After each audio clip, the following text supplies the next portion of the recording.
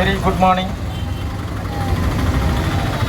Awareness programme செல்ஃபோன்னால் என்னெல்லாம் பயன் இருக்குது, என்னெல்லாம் பாதிப்பு இருக்குது அப்படின்னு உங்களுக்கு தெரியுமா? உங்களுக்கு தெரியுமாம்மா? என்ன பயன் என்ன இருக்குது, பாதிப்பு என்ன இருக்குது சொல்ல முடியுமா? யாருன்னா ஒருத்தர்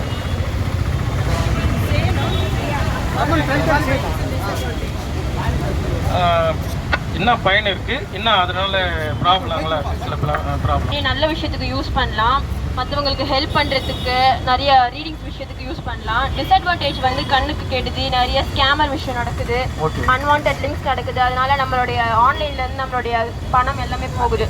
அதெல்லாம் ரொம்ப டிஸ்அட்வான்டான விஷயம். ஸோ அதனால் யூசர்ஸ்க்கு மட்டும் நம்ம ஃபோன் பயன்படுத்தணும். Thank you thank you. அதனால் எவ்வளோலாம் ப்ராப்ளம் நடக்குதுன்னா, இந்த ஆன்லைனில் சொன்ன மாதிரி சிஸ்டர் ஸ்டூடெண்ட்ஸ் சொன்ன மாதிரி எவ்வளோ எங்களுக்கு போலீஸ் தரப்பில் நிறைய கேஸெல்லாம் வருது. இந்த ஆன்லைனில் பணம் மிஸ் ஆகுறது, இந்த ஃபோனில் வந்து தவறலான ஒரு மெசேஜ், இமேஜஸ்ஸு எல்லாம் பல விதமான கேஸெல்லாம் வருது. அதுக்கெல்லாம் இடம் கொடுக்குறது யார்? நம்ம தான். நாம் கொஞ்சம் அந்த செல்ஃபோன் விஷயத்தில் கொஞ்சம் உஷாராக இருந்தால், ஆனால் செல்ஃபோனுடைய பயன்பாடு நல்லது தான் அது. ஆனால் அதில் பல ப்ராப்ளம்லாம் வந்துட்டுருக்கு.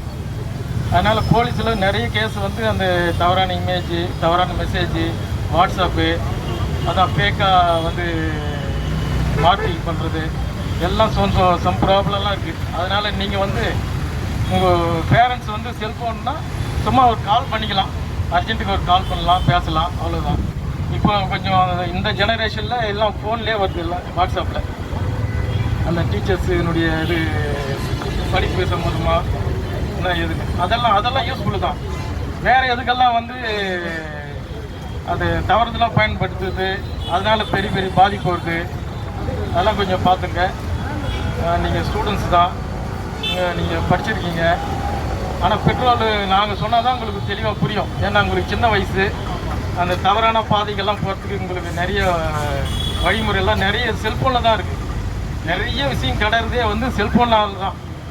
அதெல்லாம் நல்லதும் இருக்குது, கெட்டதும் இருக்குது. அதில் ஆனால் நீங்கள் நல்ல விஷயத்தை மட்டும் எடுத்துங்க, கெட்ட விஷயத்துக்கு அங்கே கிட்டவே போகாதீங்க. அதுலேருந்து கொஞ்சம் அவாய்ட் பண்ணி தூரமாகவே இருக்கணும். பிரம்மபுரம் காவல் நிலையம் சார்பாக நன்றி கலந்த வணக்கம். தேங்க்யூ.